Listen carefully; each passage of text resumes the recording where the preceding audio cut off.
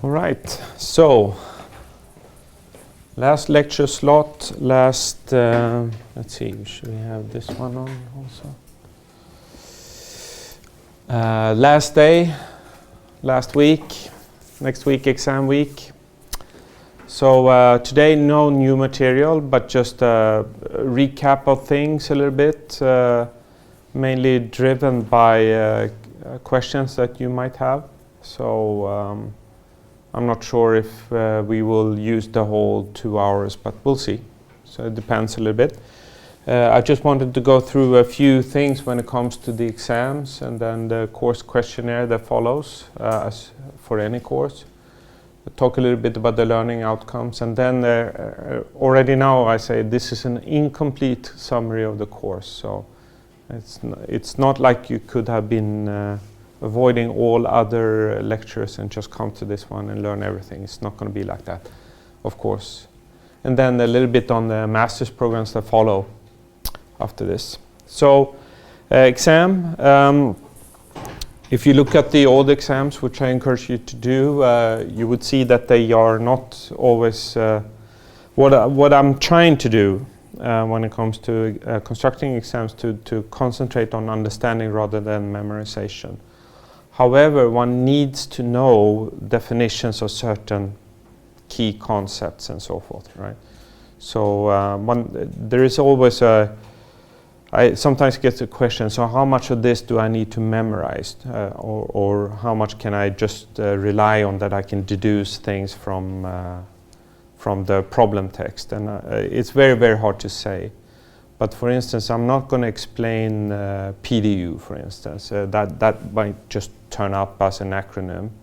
I won't say it's Protocol Data Unit, which means that it's this and that, right? It's going to be like something that I assume you to know. So there will be certain things like this, and so there will be things that you need to memorize or put down on your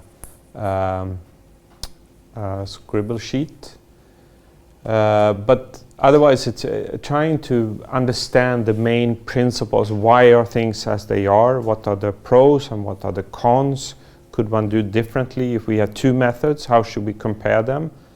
Why, in what situations is this better than that? And a little bit around reasoning around these things. Of course, a little bit of calculations are also required for, I don't know, efficiencies, error probabilities, and things like that. Things that you have done either at the exercises or we done at the lectures or in the project. So the things that you can bring to the exam is a Chalmers approved calculator. So do you guys have one of those? Okay, good, all right. So you don't need any fancy calculator. It's plus and minus, square roots and a little bit things like that.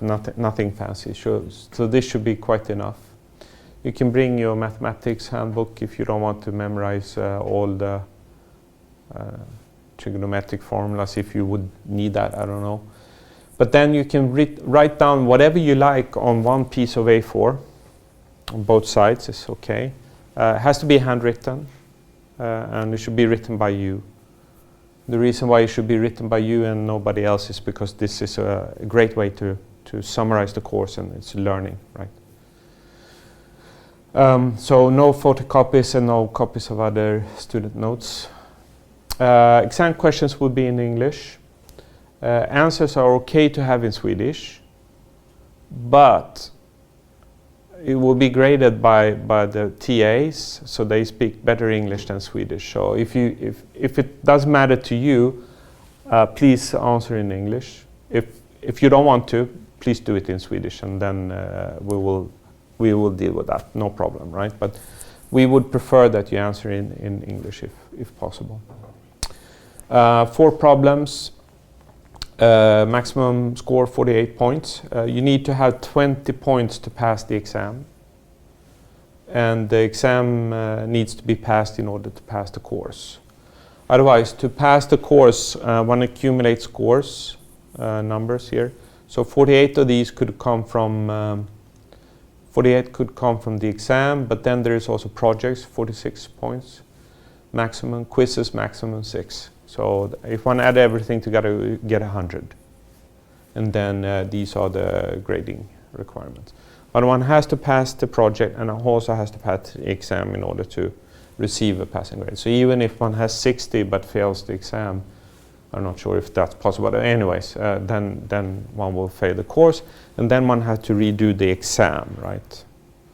So if one has passed the project, you don't have to do that again, obviously.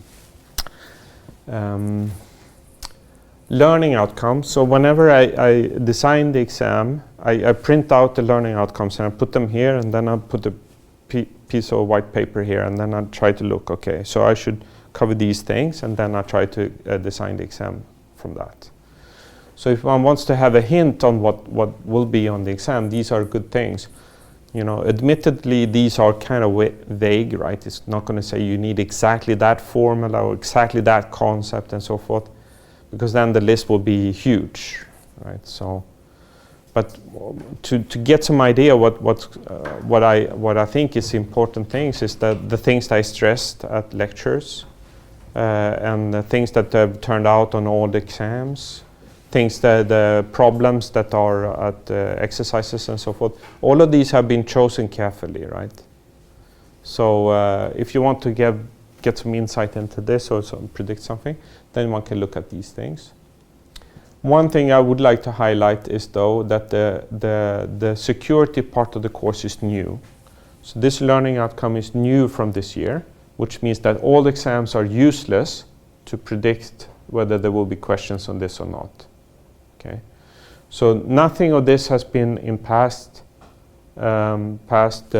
exams, but they might show up on future exams. They will at some point. Maybe next time, maybe next week, maybe not. Yes? How many points will you substitute on the exam? Do you know that? For the security part? No, there is nothing really allocated per learning outcome in that sense. Okay. So it's typically what I do is when I try to design a problem, it has aspects of several of these. Right? So there is not one on this and one on this and so forth. No. Okay. Yes.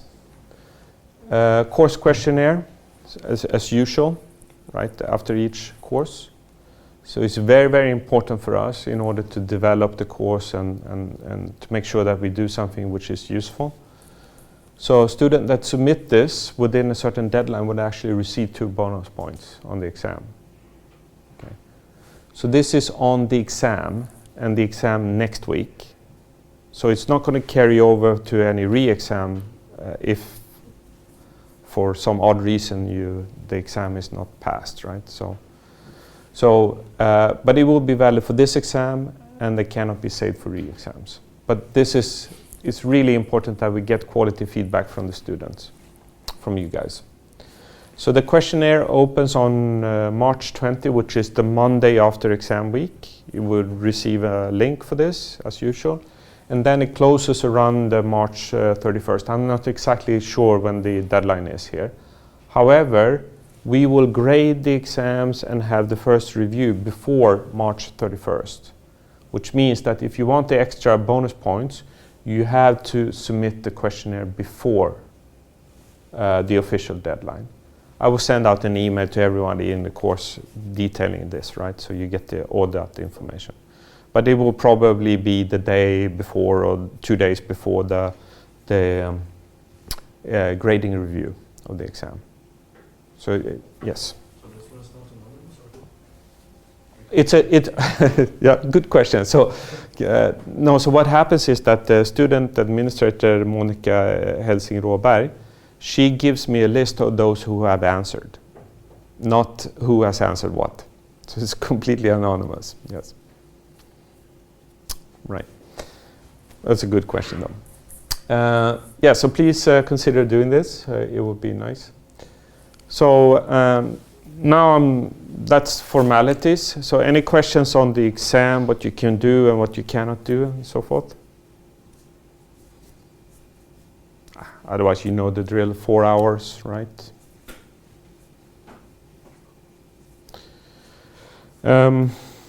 So, and I'm a little bit hesitant to do this because then, of course, I cannot summarize all the work we have been doing together now in just a finite number of slides here today. But I'll just point out a few things. But rather, before I start, is there any particular area that you would like me to discuss? Yes? Energy in terms of physical layer? Yes? I can do that. Yeah. Anything else? You can of course interrupt and do this later. Okay. So otherwise, what I would like you to do is of course to study smart. And study smart is to go through these things. I mean, look at the exercise problems, look at the lecture slides. If something is unclear about the slides and so forth, take a look at the corresponding video. You don't need to go through all the videos, right? But you can, if things are unclear, you might want to go to that lecture and look at that section and see if it clears up. And then there is a lot of reading in the textbooks that you could do. If it's still unclear, there are many other textbooks, Wikipedia, whatever, right? And then you try to accumulate this knowledge somehow. We will, of course, answer questions also. Otherwise, it's about protocols, different layers, purpose of different layers and so forth. That was a part of the learning outcomes. We have been, as you know, concentrated on the lower ones. Perhaps the two lower ones, but one needs to know the basics, the purpose of the other ones. We talked about the OSI model, and then the which is a theoretical concept. It's not so many practical protocols running there. None, as far as I know. There are protocols, but nobody actually used them, as far as I know. Then we have the internet protocol layers here, which is, sorry, I'm going ahead of myself. So a little bit on this layering structure. So even in the theoretical model, the top 3 layers is typically bundled into the application layer. This is nice to know when you read other books, for instance, and they might have, you know, assuming that these layers have already been merged. Yeah, so before going into the internet model, so we have layer services and protocols. So a layer exists only to provide a service, and it provides the service up by using the services below it. So 2 protocol entities here at 2 points on the communication end. So this is one end system perhaps, or one system, and this is another system, point A and point B. 2 computer programs running, and they are exchanging data, protocol data units. And since this is in layer n+1, it's the n+1 PDUs. Since this layer provides a service to the layer above it by using the services below, the real data goes down here into the layer n. So layer n+1 here, a layer n here. And then this changes its name from a PDU to an SDU, service data unit. So n+1 PDU is equal to layer n service data unit. These service data units is encapsulated into the layer n PDUs, typically with some header, maybe a trailer also, but there is some overhead. And this overhead is to control the communication between these 2 entities. And of course, this is just another layer, so there is a symmetric until we hit the physical layer where everything goes over whatever link we have to our disposal. So this picture one has to have clear, right? And all the terminology here. Yeah, and also the interface between the 2 layers is in this service access point, as it's known. So this is a logical software port, if you like. So it's has nothing to do with a Wi-Fi access point. It's a logical concept. Okay. Yes. The OSI reference model looks something like this, and then the top protocols here are end-to-end protocols, which means that there is an application program on this computer talking to the application program on this computer. The end computers, the end systems here, or edge systems, are also called hosts. So these are hosting data or user programs. That's what they do. Inside the network, we have routers, switches, bridges, whatever, right? And these are mainly there in order to move data from one point to another. They don't have any user applications running on these. So this is the internal of the network. So the top layers of the OSI models are end-to-end protocols where a software routine here is a protocol entity, and it talks to a protocol entity as a software routine here, or hardware routine. While the lower layers here are also concerned with the next hop. So the network layer here talks to the network layer over the next hop. But since this network layer talks to that network layer, there is some implicit information flow between these protocols. But essentially, this software talks to this software talks to this software, and so forth. Here, there are only two pieces of software that talk directly to each other. So that's the difference. So these are called end-to-end protocol, and these are maybe called, they're not called end-to-end protocol, maybe they're called over one link or one hop. Okay, physical layer at the bottom is actually responsible for the actual transfer of data. This thing one needs to be proficient in. Questions? No. We talked about this encapsulation, which is the general paradigm for this. So at the top, we have some application program that has some data. The application layer provides services which are useful for the application programs. So we can think of this as a web browser, for instance, and then an application layer protocol would be HTTP. Right? So a protocol that receives data from the layer above does not use this data at all. So it's seen as a black box, something that you don't modify. You don't modify the information. You can reformat that to suit whatever needs you have, but the data content is not changed. And moreover, the application data should not be used in order to execute this protocol. To execute this protocol, we send all that information, control information, in headers. Okay.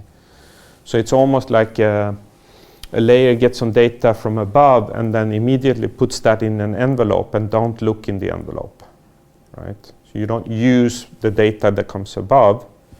From above, you would be taught or you would be told from the layer above the address and so forth, but that's not, the address is not in here. It's some control information that goes next to it.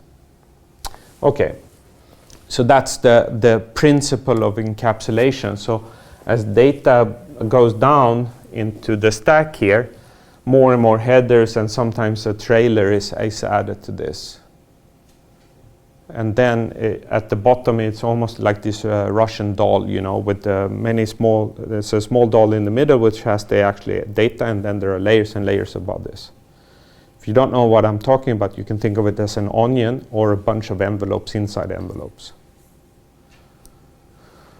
Okay, and then at the receiving end, one strips off this as one goes up. Okay, right, so now, so this is the theoretical model, and this encapsulation is also a theoretical principle. Sometimes these are violated, right, in practical protocols. And in the, on the internet model, for instance, these are not always, these design rules are not always strictly adhered to, but it's good to know that there are these principles and sometimes these are violated. It's just a fact of life, I guess. So if we have the OSI model with the 7 layers, or maybe there is only 5, depends. We have the internet model, and sometimes this is pictures as here is 1, 2, 3, 4 layers. Sometimes you see 5 layers in this. It's really not so strict. The lower 2 layers and parts of layer 3 are in the network interface layer. Number 3 here is called the internet layer, which is a part of the network layer in the OSI model. Transport is more or less the same, and then these application layers are also almost the same. Same in the sense that they are providing similar services to the layers above. So they have similar tasks. Okay, yeah. If one goes into more detail on the application layer here, there is a bunch of protocols, and these are the familiar to most of us, or some of them at least. HTTP we use on a daily thing. DNS is something that typically users don't know so much about until it fails, a DNS error. that is commonly known, but what it means, it's another issue, right? SMTP is the mail transport protocol. People typically don't know about this existence. At the transport layer, there's TCP and UDP. At the internet layer, there is only IP. Well, there are helper projects,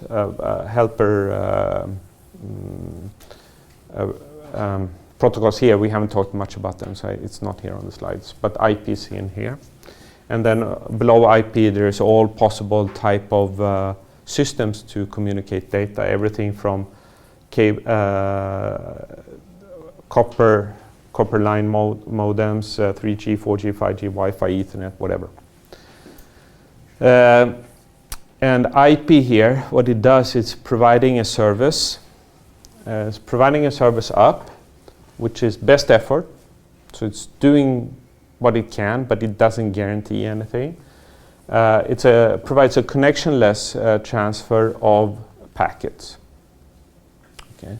So connectionless means that the data is sent out in the network before even checking that there is a receiver for that the receiver is either there or willing to accept data or anything, right?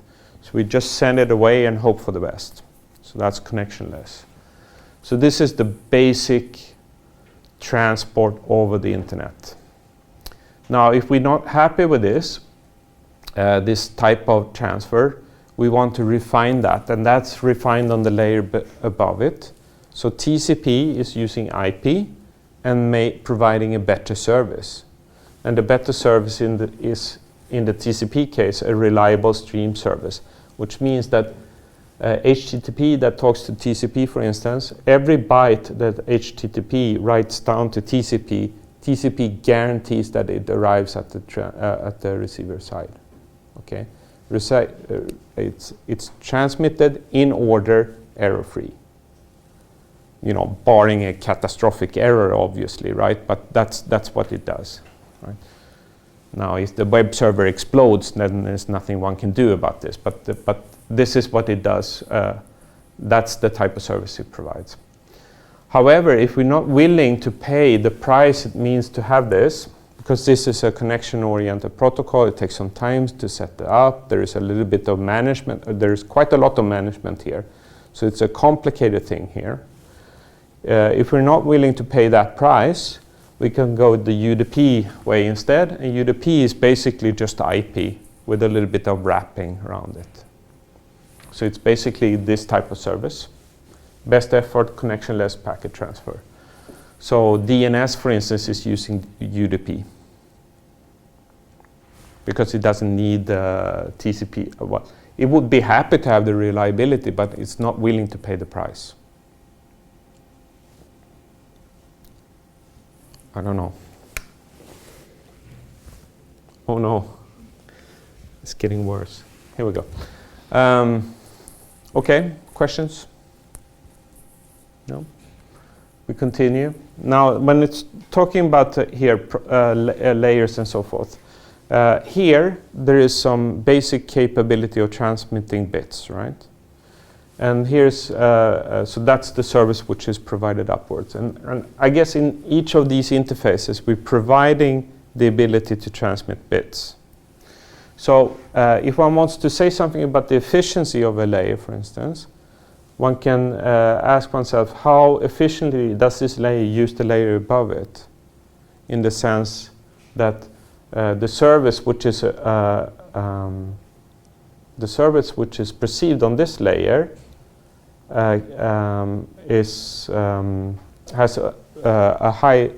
has as much of the data rate which is available here. So let me do this again. So we have some certain data rate here in bits per second, and there is some data rate which is perceived by this layer. These are different. We cannot have a higher data rate up here than we have down here. It's impossible, right? It can only be lower. So the question is, how much lower is it? So we can calculate then the efficiency of a layer. So the effective rate or throughput, if you like, of layer n is the data rate which is experienced by the layer above it. Okay, so it's the data rate which is delivered up. That's the effective rate. So the effective rate is the number of bits in the service data unit we get from above divided by the time it takes to transmit that service data unit. So this is sort of like the canonical definition of effective rate. Okay. It's the data rate which is delivered to the layer above. Of course, since a service data unit is also a protocol data unit, if we just change the layer to the appropriate number, we can also work with the PDUs on the layer above, and then yeah, it's the same thing. So the efficiency then is the ratio between the effective rate on layer n. Okay, if I'm protocol layer n here, it's the data rate we deliver up divided through by the data rate which is below us, which we get below us. This is a number which is less than 1, right? Or less or equal to 1. And we want that to be as high as possible. Why is it less than 1? It's because the data rate which is below us, we cannot provide the data rate up to the layer above us, which is higher than what we have below us. Questions? No? Okay. Now, we talked about protocol layers, and now we go down to the physical layer here. And then there is this Shannon's communication model, which is a learning outcome. So this one we need to know also. And I think if I remember correctly, one should be able to describe the purpose of all of these. And then we have talked a little bit more in detail about the modulator and demodulator and channel. So this one we need to know a little bit more about. But the idea here is that we have some bit stream coming from a source, which should be delivered to a destination or a sink, as it's also known as. So here's data is generated and here is consumed. We like to do that as efficiently as possible. And to our disposal, we have a channel here, which is a physical entity typically. And so here we can think of this as a fiber optic channel, a wireless channel, or a cable or twisted pair or something like that. And this is the transmitter and this is the receiver. So what Shannon showed is that one can split up the functionality. Okay, so what is the functionality of the transmitter? Well, it has a bit stream here. So it's a bunch of bits coming here. And the channel here, if it's a twisted pair, for instance, it accepts electrical signals, right? Which are analog signals, not bits. So the transmitter is nothing but a glorified digital to analog converter, okay? But it's done in a very specific way. So the first thing we do is we do data compression. So we think of this as bits per second. We can think of this maybe as a raw image when you take a photo, for instance. You take a raw image and then the bits you get out of the CCD. It's a bunch of bits. And the source encoder can compress that into a JPEG. So we can think of this as a JPEG. Here's the raw image and here's the JPEG. Or we can think of this as being a text file, and then we run that through a zip function, and here's the compressed file. So here we reduce the number of bits we need to transmit. And that's always good, right? So this source coding, we do that in order to not transmit unnecessary bits. We only want to transmit the information content, not the redundancy. So there's a huge difference between here and here, typically. Okay. So once we have found the bits that we really need to transmit, we want to protect them from errors that can occur on the channel by introducing a channel encoder here. So this one introduces parity bits, typically, or it introduces parity bits that makes it possible for the receiver to detect and correct errors in this field here. So here, there is a number of bits here. There are actually more bits here. But we have added these redundant bits in a very structured way. And once we have bits here, we actually convert them to analog signals using the modulator. And here, the basic tool that we talked about is this pulse amplitude modulator that we will view very shortly here now. Okay, so then we have some signals and it goes over the channel. The channel typically adds some noise. So what we have here is a distorted version of what we have transmitted. And the objective of the receiver is to look at a distorted version of a transmitted signal and trying to figure out what are the bits that were causing this signal to start with. So we do things in reverse. We go, a demodulator goes from analog to bits. We have a channel decoder that inspects the bit stream and try to detect errors and fix them. And then we have another bit stream here, and then we do the source decoding. So we can think of this as, if this then was the compressed text file, this would be the decompression thing. And then we have the text file here in human readable format. Or it could be the JPEG picture here, and here it could be the screen that you actually view, right? The pixels on the screen. Okay. Then when we talked about, okay. So questions? No.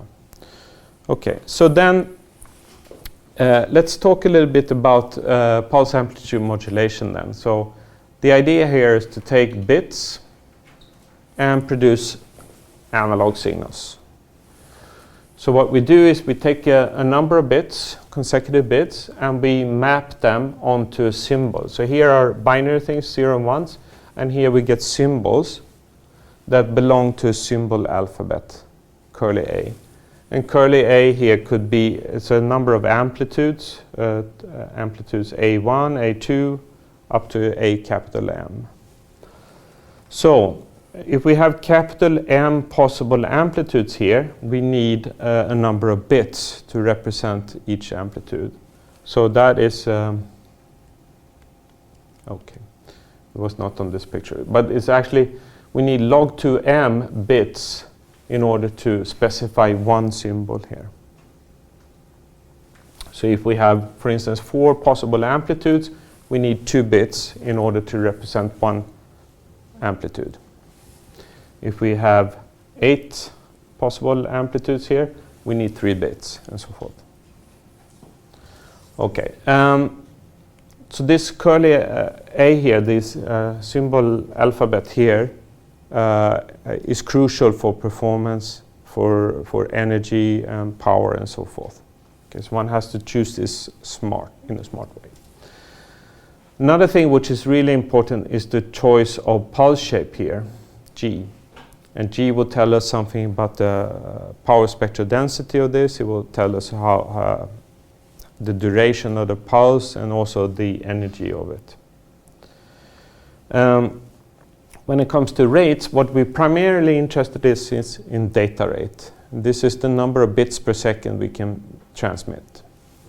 And since we are transmitting one pulse every t seconds, we can calculate backwards what the bit rate is. So if we know the number t here, we know the symbol rate, which is 1 over t. So every t seconds we transmit a new symbol. So the number of symbols per second we transmit is 1 over t. Once we have the symbol rate and would like to know the bit rate, we know that each symbol carries log 2m bits. Okay, which means that the data rate RB has to be log 2m times the symbol rate. So the bit rate here is larger than the symbol rate. Okay, and it's larger with a factor log 2 of m. Okay, I think that covers it. Questions? No. Okay. And then if we want to say something about energy now, so I think this is a good time to do this. So let's see, do I have? I have it later. Okay. Okay. So this pulse shape here determines the frequency range, or the bandwidth of this signal here. So we would like to select G here to have a rather small bandwidth, because we want to save bandwidth. So typically we want to find G here, which is within a certain frequency band. If we then add on the receiver to this chain, we get the following thing. So on the left-hand side, we had the same thing as on the previous slide, and then we had the channel, and then the receiver starts here. And every practical receiver I know of, at least, starts with a filter, and then produces a signal as the output of the filter, and then we sample that, and then we get some a sequence of numbers, yk. Ideally, what we would like to do is to have yk equal to ak, because then transmission is perfect. So if we forget about the noise here for a while, under what conditions can we make yk equal to ak?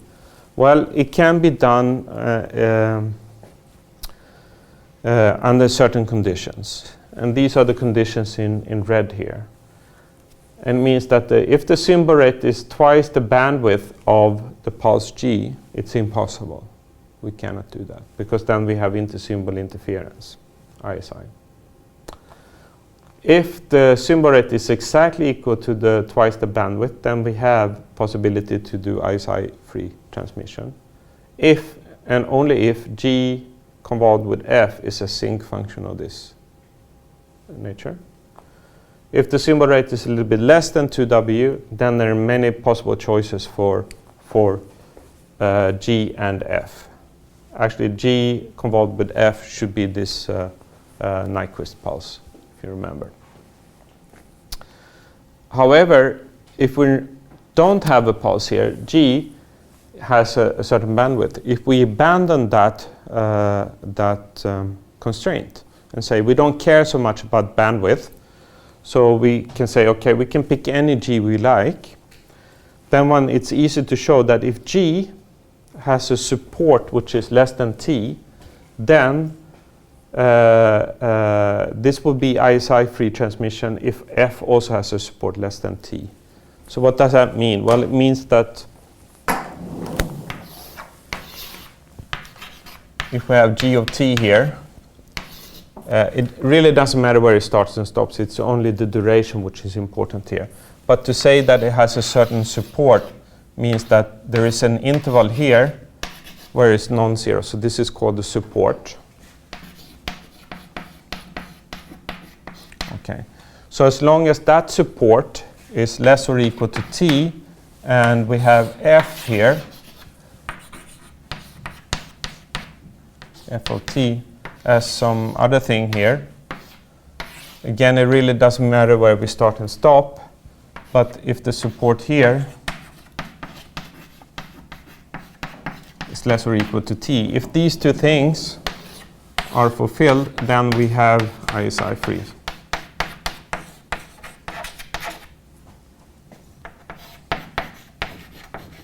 Transmission. Okay. And it's easy, it's not so hard to show this.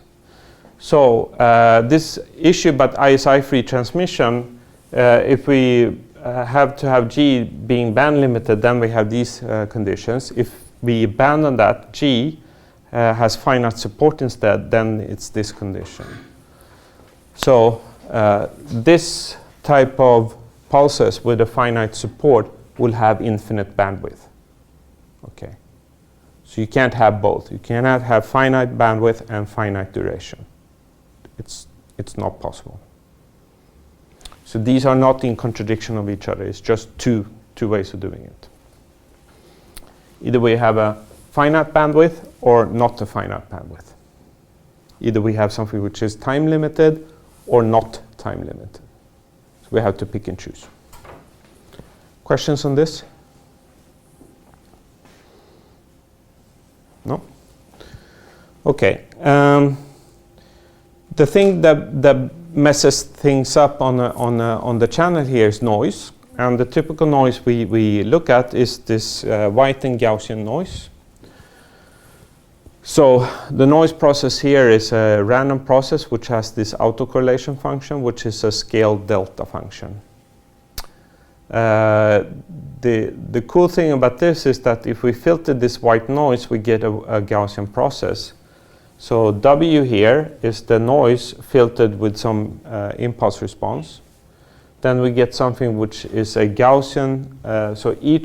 For each t, we have a Gaussian random variable with 0 mean and a certain variance. And this variance here is the power spectral density of n, which is this n naught over 2, multiplied with the energy of the impulse response. So this is true in general. So as soon as we filter white noise, we go from something that actually has infinite power to something which has finite power. So that's nice. And so this energy for the pulse here is simply the pulse. Okay, if it's a complex pulse, it's magnitude squared, but if it's a real valued pulse, we just square it and integrate for all time. Okay, so that's about white noise. Now here with energy, and see if we can do this. So energy, we know what it is in the physical sense, right? It's something that could generate heat, for instance. And so heat is generated here. This radiator transfers energy from the warm water to heat in this room, right? So energy is conserved in that sense. To drive this, we need a certain power, okay? And power and energy are related through time. So if you want the energy, we take the power and multiply it with the time. So energy consumption depends on how much power we use and for how long we use it.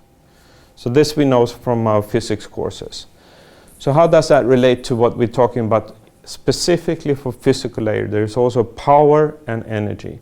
But these are signal powers and signal energies, which are sometimes not 100% in correspondence to physical energy and physical power. So what we do here is that we simply define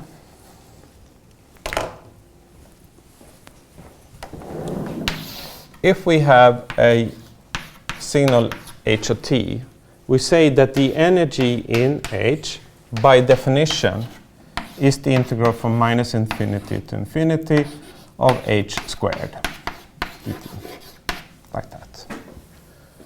So for a signal to have high energy, there are two things that makes energy higher. Obviously, if we increase the amplitude of h, we increase the energy. Right? Another way to increase energy also is to increase the duration of it. So it's both the duration and the amplitude that makes a signal have high energy, and vice versa.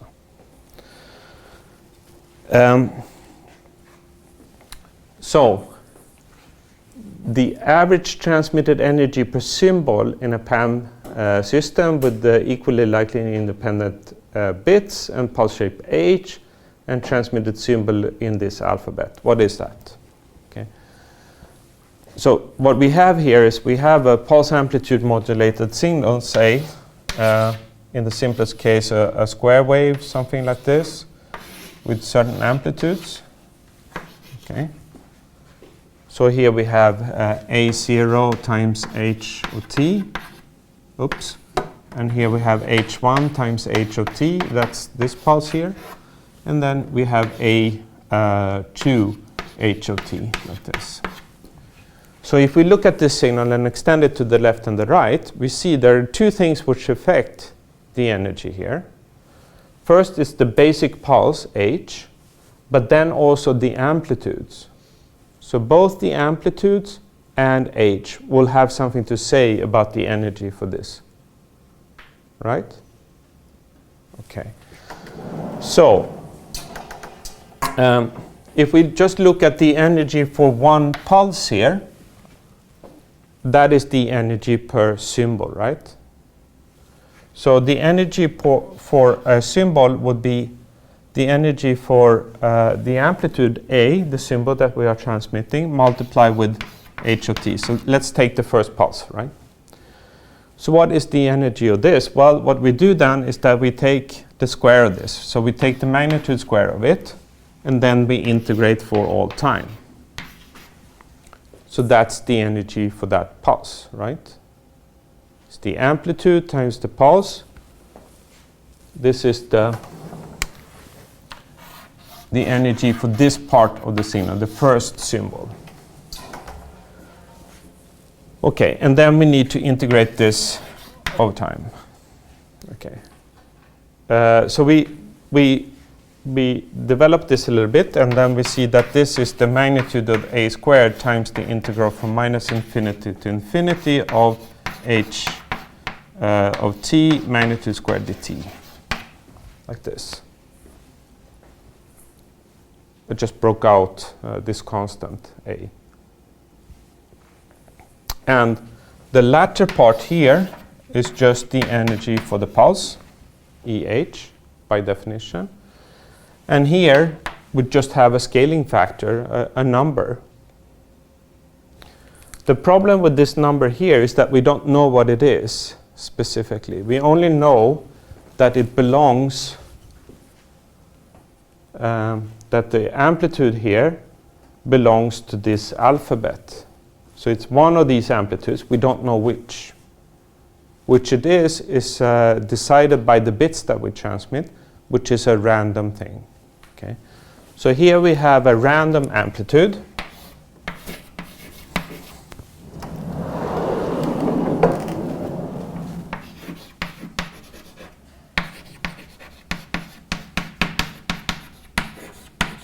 Okay. So we cannot really say about the energy of the first pulse, because that depends on the two first bits, or the whatever, the first log 2m bits we use. So it's going to be something which is random. So what we are looking for is the average signal energy, which is the expected value of this thing here. So let's call this, I don't know, x maybe. I could have fixed a smarter name for this, but we have x here. So it's the expected value of this. The integral here is not random at all. It's a deterministic function, so this is just a number. The random thing is in here. Okay. So what we have here is just the expected value of the magnitude of a squared times the energy for the pulse.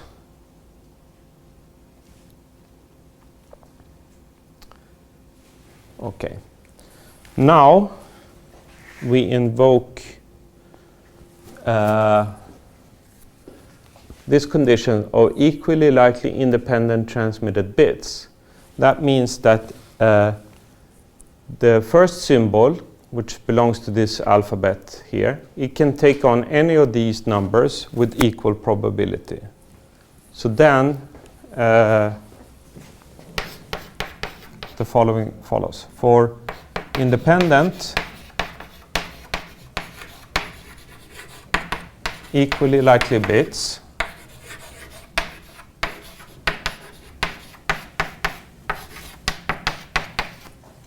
the expected value of a magnitude squared is just the average a squared, the average amplitude squared. Okay. So it's 1 over m, and then sum from m equals 1 to capital M of the amplitudes in the symbol alphabet. Okay, so what do we have here? If I know these amplitudes here, I just square them, add them together, and divide by the number of amplitudes. And then we have this thing. Okay.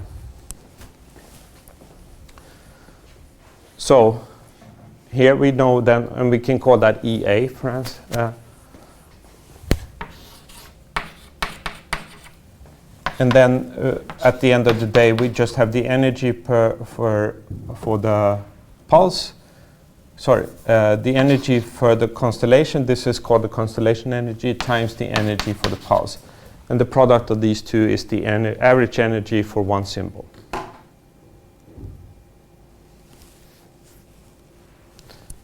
Question? It's on there. It's a square root. Thank you. Squared. And if it's complex symbols, it should be actually magnitude squared like this.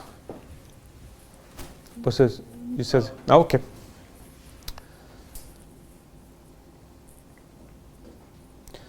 Okay, so now we know the energy per symbol. Then we can start to talk about power. Okay, so we know that power and energy are related through time.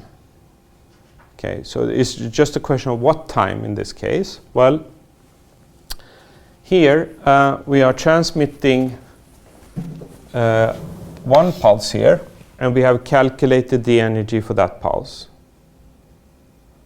And we transmit pulses every t seconds. So every t seconds a new pulse goes out and it carries with it a certain energy. Hence, the power that feeds the transmitter is ES divided by the time between consecutive pulses. So this is the energy per symbol. This is the time between consecutive symbols. The ratio between these two is the transmit power. So what makes the power large? Well, high energy or small t. Sort of makes sense, right? So if we have the fixed energy per symbol and we transmit more symbols per second, we need more power. If we have a fixed number of symbols per second, but we increase the energy per symbol, we need more power also. So one can write P here as ES times RS because 1 over T is RS. Or if one likes, one can compute this also on bit level and have the energy per bit multiplied with the rate of the bits in second, bits per second.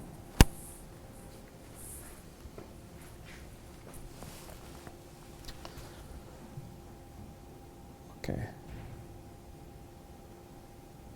So I'm not sure if this explained a little bit what you were looking for, right? Okay. So when it comes to designing physical layers, we would like to transmit, use as low power as possible because power means that we need more batteries perhaps or larger equipment, bulkier things, right? So we want to have P as low as possible. However, contrary to this, we typically want to have as high data rate as possible. Okay, so if we want to have large data rate, that means that we need to increase power, typically. So there is no free lunch here. Okay. Shall we skip the break and just go on and then close a little bit earlier? Or do you need a break? No, it is. Okay, we skip it. The first person that speaks gets it. Okay, somebody needs a break. Okay, so Q function. We to calculate the probability the Gaussian random variables is greater than z, where the Gaussian random variable has a certain mean and variance, it's calculated through the Q function like this. Okay. So a very common mistake is to forget that this is variance and we need to divide with the standard deviation. Okay. Otherwise we take C, we subtract off the mean and divide through by the standard deviation, and then we plug that into the Q function and then we get this probability. Q function is just the tail of the Gaussian PDF. symbol error probability for baseband PAM with a certain symbol energy, a certain n naught on the channel. So then we have ES over n naught is the critical parameter. So this is sometimes called the signal to noise ratio per symbol. Then M here tells us a little bit how many amplitudes we have in the constellation or the symbol alphabet. And then we have this error probability. So it's not very difficult to compute this. If we use QAM, it's essentially to have, if PAM, we have a certain amplitudes along a line here. Then for QAM, we have a two-dimensional constellation rather. So we have points in two-dimensional space. And we can think of these as complex numbers if we like. So here is QAM, in this case with 4 points, and this is PAM. QAM, we can, okay, so let's put in some more points here. QAM can be viewed as PAM along this dimension and PAM along this dimension. So we can, with that knowledge, we can calculate the error probabilities, energies, and all these things. It's a little bit involved, kind of tedious. It's not difficult, it's just tedious. You have to go through all these calculations. At the end of the day, we arrive at this horrible looking expression. Right. Now, when ES over N naught is fairly large, then Q here will be a small number. Q of this will be a small number. And we see here we have Q squared of this. So the squared of a small number is much smaller than the number itself, which means that we can neglect the second term here. And then we're left with something that's very similar to what we had earlier in terms of error probability. And if we do that, we see that this is much better than this, in the sense that we don't need as much ES over N naught to get the same error probability for QAM as we do for PAM. So QAM is better, and that's why it's also very, very often used. Okay, so that ends the physical layer, PAM and so forth, and Gaussian random variables, Q functions, intersymbol interference, bandwidths, pulses, and things like that.